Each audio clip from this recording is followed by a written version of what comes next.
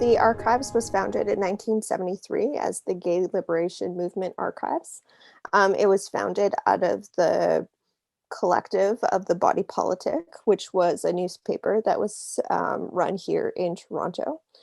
The archives started really as documenting what was happening with the body politic and all the newspaper um, actions, like what was going on there, but also all the stories and photographs that were being sent in. So they really realized that, they were collecting, um, well, at the time, what was called the Gay Liberation Movement, that history, but there was nowhere for it to go because, the university had just fired folks for being gay and starting the Toronto or University of Toronto Homophile Association. Of course, we're very relevant to this here. The feds were firing people well into the 90s for being queer and trans. So, we um, as an organization knew that there was nowhere safe except within community for the records. And that is really what, in essence, what a community archive is. And so it's about taking control of your own narrative within a community. And that's what was later named the Canadian Gay Archives, and then later the Canadian Lesbian and Gay Archives, has done over the years. When we're talking about looking for the lives and the experiences of LGBTQT plus folks in archives or museums or even in some libraries, what you're looking at is people documenting the lives of other people rather than a self-documentation. So you're looking at how the government sees folks, and they see them in the arrest records. They see them in court filings. They see them as dismissals from jobs and other places of work or community. They don't document, they document the legal side of things.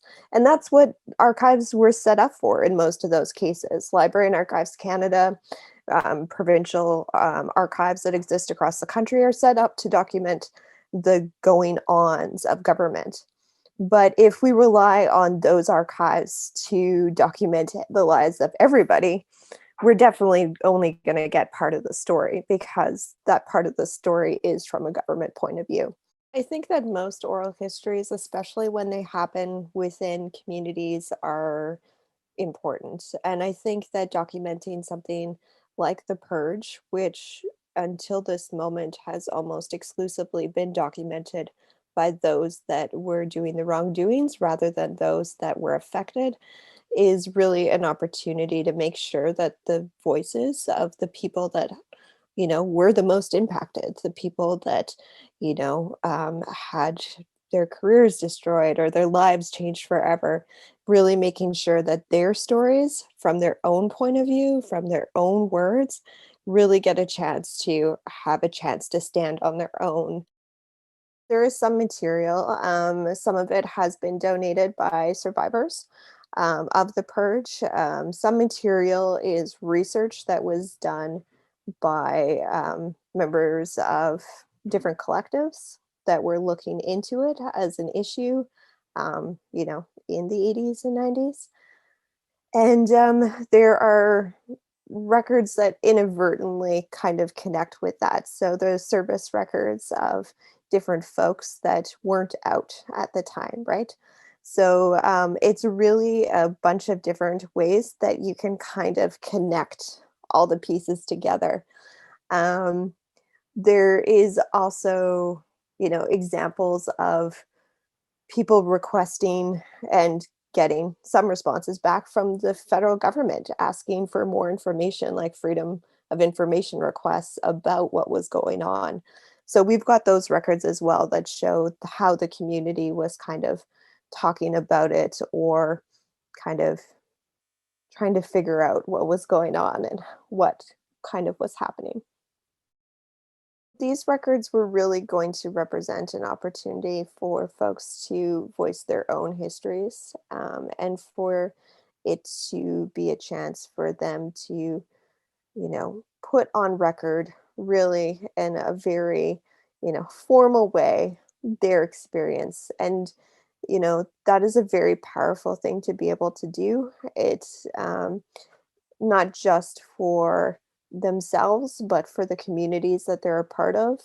It allows that community to understand the trauma that was associated with what happened.